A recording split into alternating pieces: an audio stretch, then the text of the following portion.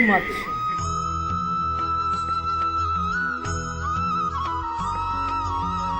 শুভ সকাল। আশা করি আপনারা সকলে গোবিন্দের আশীর্বাদে ভালো আছেন, সুস্থ আছেন, আর আমিও খুব ভালো আছি। দেখুন, সকাল সকাল বেরিয়ে পদ্ম ফুলটা দেখে গাছে একদম মন ভরে গেল। এই সময় আবার পদ্ম ফুল ফোটে, দেখে কি ভালো লাগছিল। তারপর মা বলল, হ্যাঁ, এই বাসন্তী পুজোর সময় ফুল ফোটে। দেখুন, প্রত্যেকটা আগায় আগায় কুড়িতে ভরে রয়েছে। আর এই দেখুন, তুলসী গাছে আমাদের এই সময় এরকম ঘটিতে বেঁধে জল দেওয়া হয়। পদ্ম ফুলগুলো দেখে না সেই দুর্গাপুজো ফিল আসছিল। কারণ আমরা সাধারণত এটাই জানি না, দুর্গাপুজোর আগে দিয়ে বা তার আগেও হতে পারে। সকাল সকাল উঠে আপনাদের যেহেতু বলেছিলাম আমি ওই পুজোর দিন যে সব ফুলগুলো কিন্তু আমাদের বাড়ির গাছের ফুল, সেটা দেখানোর জন্যই সকাল সকাল উঠে ভিডিও করব ঠিক করেছিলাম। কারণ আজকে তো আবার নতুন বাড়িতে ফিরে যেতে হবে। দেখুন, এখানে 3টে জবা একসাথে ফুটেছে, কি ভালো লাগছে, মনে হচ্ছে 3 ভাই বোন একদম। আর এই সাদা ফুলটার নাম আমি ঠিক জানি না, কিন্তু আমার দেখতে খুব ভালো লাগে। এখানে অনেক ধরনের ফুল আছে, আমি না সব ফুল গাছের ঠিক নামও জানি না।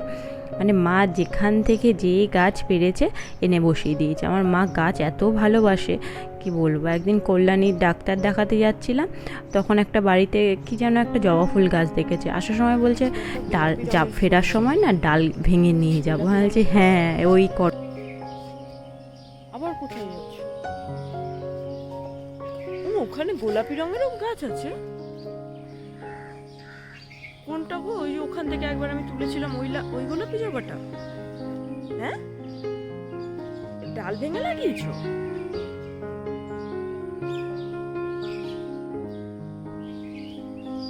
আমার জন্য একটা ডাল লাগাবে আর কি।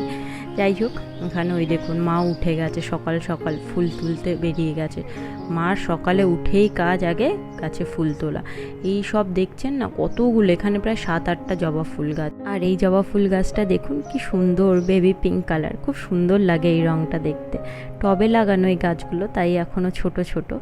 আর এদিকে দেখুন, এই হচ্ছে এটা জুঁই ফুল গাছ। জুঁই ফুল গাছে কত কড়ি হয়েছিল, সেগুলো সব হনুমান এসে খেয়ে নিয়েছে। আবার নতুন নতুন পাতা গজিয়েছে, খেয়ে নেওয়ার পর মা পাতাগুলো ছেটে দিয়েছিল। আর এই বেলি ফুল, উফ, আমার জুঁই আর বেলি ফুলের গন্ধ এত ভালো লাগে। আপনাদের কার কার জুঁই আর বেলি ফুলের গন্ধ খুব ভালো লাগে কমেন্ট করে অবশ্যই জানাবেন কিন্তু। হ্যাঁ, আর হচ্ছে আজকে একটু মনটাও খারাপ লাগছিল, যেহেতু ফিরে যেতে হবে। কেন যে এই নিয়মটা করে, আমি তো বলি কৃষ্ণেন্দুকে এরকম নিয়ম হওয়া উচিত। 1 মাস এই বাড়িতে আমার মা বাবার সাথে থাকবো, আর 1 মাস ওই বাড়িতে গিয়ে তোমার মা বাবার সাথে থাকবো। বলুন, সবাই এরকম একসাথে তো থাকা সম্ভব নয়, কিন্তু এরকমভাবে থাকলে এই বাড়িও থাকলো, ওই বাড়িও থাকলো সবাই। যাই হোক, কিন্তু জানি এটা তো আর হবে না, কি আর বলবো। কিন্তু দুনিয়া যুগ বদলাচ্ছে, এই নিয়মও বদলানো দরকার। মেয়েদের বিয়ের পর নিজের বাড়ি ছেড়ে অন্য ঠিকানায় চলে যেতে হয়। মেয়েদের কত কষ্ট বলুন তো। হ্যাঁ, এতদিন এক জায়গায় বেড়ে উঠলো। একটা গাছের কথাই ভাবুন, বড় হয়ে যাওয়ার পর গাছ এক জায়গা থেকে আরেক জায়গায় নিয়ে তুলে বসালে সেই গাছ কখনো বাঁচে? যাই হোক, এই চিন্তাধারা এবার বদল আসা খুব জরুরি।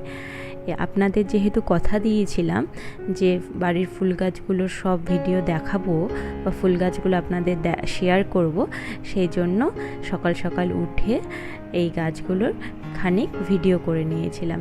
ওইদিকে মা মন্দিরে পরিষ্কার করাও শুরু করে দিয়েছে। সকাল সকাল পুজো দিয়ে নিলেন আর কষ্ট হয় না, রোদ চলে আসে পুরো না। ওই দেখুন, একদিন আপনাদের মন্দিরটা ঘুরিয়ে দেখাবো সুন্দরভাবে। হ্যাঁ, আজকে একটু তাড়াই আছে, তাই আর দেখাতে পারলাম না। মা যেহেতু পরিষ্কার করছে, না হলে আজকেই দেখিয়ে দিতাম। আবার একটু তাড়াও আছে, ভাই কোথায় যেন যাবে, তাই ও আমাকে বলেছিল একটু পাস্তা বানিয়ে দিতে।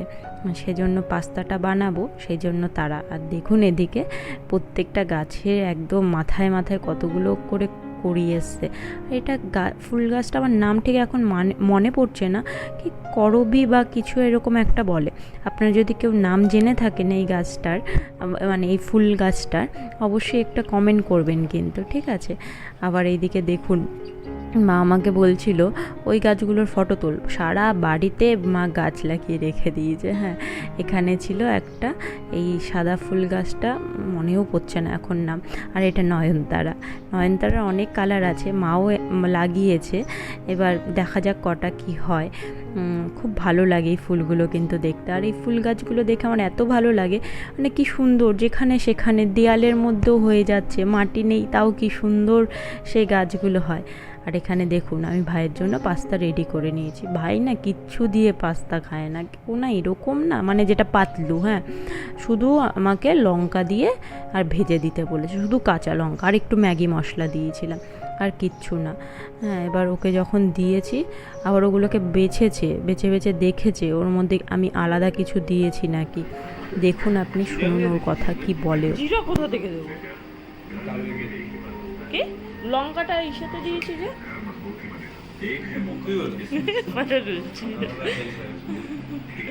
কাকে তো বললো ঘুমাচ্ছ? হ্যাঁ, বললো তো ঘুমাচ্ছ। তারপর এখানে আমি কিছু শাখা দেখে নিয়েছিলাম। এটা দেখুন হাতির মুখের শাখার মতো, কি ভালো লাগছে দেখতে, সেই এই বালার মতো দেখতে অনেকটা। হ্যাঁ, আর আমি যেটা পছন্দ করেছিলাম আমার হাতের সাইজের হচ্ছে না, বড় ঢিল কি সুন্দর ডিজাইনগুলো দেখুন। তারপর আমি একটা ছোটো ডিজাইনেরই শাখা নিয়েছিলাম। এরপর মা ততক্ষণে করে নিয়েছিল লুচি, ফুলকো লুচি। আর যেহেতু চলে যাব, মা একদম মানে মার মন ভরে খাইয়ে দিচ্ছে, সাথে দিদাও। হ্যাঁ, এদিকে করেছিল লুচি আর ছোলার ডাল। ওই দেখুন আমি শাখাটাও পরে নিয়েছি। হ্যাঁ, মানে নতুন জিনিস দেখলে আমরা কতক্ষণে পরবো। আমার মতো আপনারা কে কে এরকম আছেন যে নতুন যাই হোক, জামা হোক, কাপড় হোক আর যাই হোক, কতক্ষণে ইউজ করব শুধু সেই চিন্তা মাথায় করে। আর আমার এখন তো ভয়েস দিতে দিতে লুচিটা দেখে জিভে জল চলে এসছে। দারুণ বানিয়েছিল দিদার ছোলার ডালটা। আর দিদার হাতের রান্না তো সব সময় খুব ভালো। এরপর আমি স্নান করে চলে গিয়েছিলাম ওপরে। হ্যাঁ, ওই দেখুন ভাইরা সব বসে আছে, আমার জন্যই ওয়েট করছিল। ওরা বসে বসে আমাকে এই ফোনে এডিট করা বা ভিডিও আপলোড করা, এগুলো কিন্তু ওরা সব আমায় শিখিয়েছে। আমি এই যে ইউটিউবে ভিডিও করছি বা এইসব করছি, এতে কিন্তু ওদের অনেক অবদান, সত্যি। মানে হাতে ধরে একদম আমাকে শিখিয়ে দিয়েছে। তারপর দুপুরবেলা এই দেখুন দিদা করেছিল আলু সিদ্ধ। বলেছি না, যেহেতু আজকে আমি চলে যাব, সব আমার পছন্দের খাবার তৈরি হচ্ছে। দিদার হাতের এই আলু সিদ্ধ মাখা খেতে এত অপূর্ব লাগে। কালকে করেছিল নিরামিষ, আজকে বলেছি পেঁয়াজ দিয়ে করতে। আপনারা কে কে এরকম কাঁচা পেঁয়াজ দিয়ে আলু সিদ্ধ খেতে ভালোবাসেন অবশ্যই জানাবেন কিন্তু। আর দিদার হাতের আলু সিদ্ধ মানে পুরো একদম মাখন যাকে বলে। আমি তো শুধু এই আলু সিদ্ধ দিয়ে ভাত খেয়ে নিতে পারবো। যাই হোক, শুধু আলু সিদ্ধ নয়, আরও অনেক কিছু ছিল। আবার এটা ভেন্ডি সিদ্ধ, এটাও কিন্তু আমার খুব পছন্দের। আপনারা ভাবতে পারেন কি পাগল নাকি, ভেন্ডি সিদ্ধ, আলু সিদ্ধ এগুলো আবার কারো পছন্দ হয় নাকি? হ্যাঁ, আমি এগুলো খেতেই ভীষণ ভালোবাসি। হ্যাঁ, আর দেখুন দিদা একটা একটা করে ওই ভেন্ডির মাঝে সাদা ওই জিনিসগুলো, হ্যাঁ, ওগুলো ফেলে দিয়েছিল।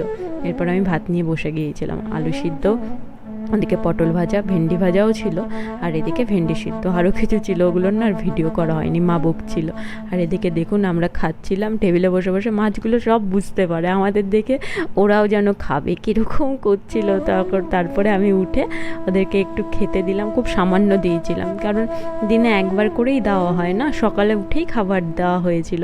আবার এখন দিলে ওদের বেশি খাবার দিলে ওদের অসুবিধা হতে পারে না, সেজন্য সামান্য একটু, মানে ওই হাতে গুনে 4-5টা দানা দিয়েছিলাম।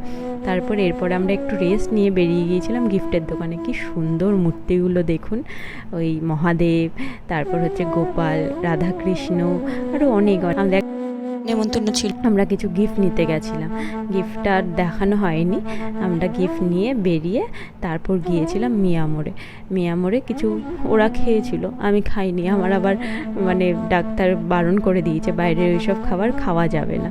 সেখানে গিয়ে দেখলাম না একটা জিনিস আপনাদের বলি, পয়লা বৈশাখের কেক এখনও আছে। হ্যাঁ, সেদিন কল্যাণীতে গিয়ে যখন ডাক্তার দেখাতে গেলাম, কৃষ্ণেন্দুর সাথে স্যান্ডউইচ খেয়েছিলাম, সেদিন দেখেছিলাম।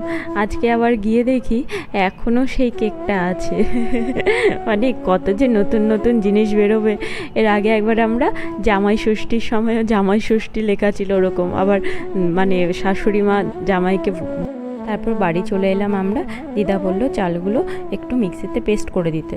ওই যে আজকে দিদা সব আমার পছন্দের খাবার রান্না করবেন। আপনারা এবার বলবেন সত্যিই পাগল আছে, এই গরমে নাকি পিঠা খাবো। হ্যাঁ, সাঁচের পিঠা হয় নই পিঠা।